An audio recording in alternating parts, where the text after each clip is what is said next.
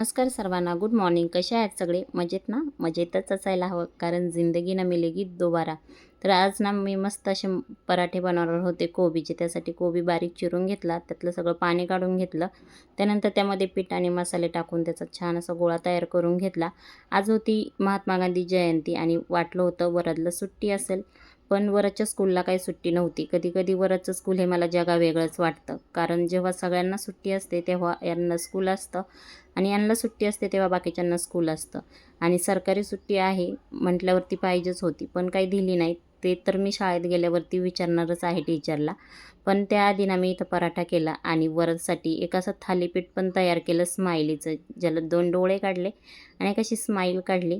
तर तुमच्या पण मुलांना होती का सुट्टी? आणि उद्या तर घटस्थापनेची असणारच आहे सुट्टी, पण आजची सुट्टी त्यांनी दिली नाही. तर असू द्या, प्रत्येक स्कूलचे वेगळे वेगळे रूल.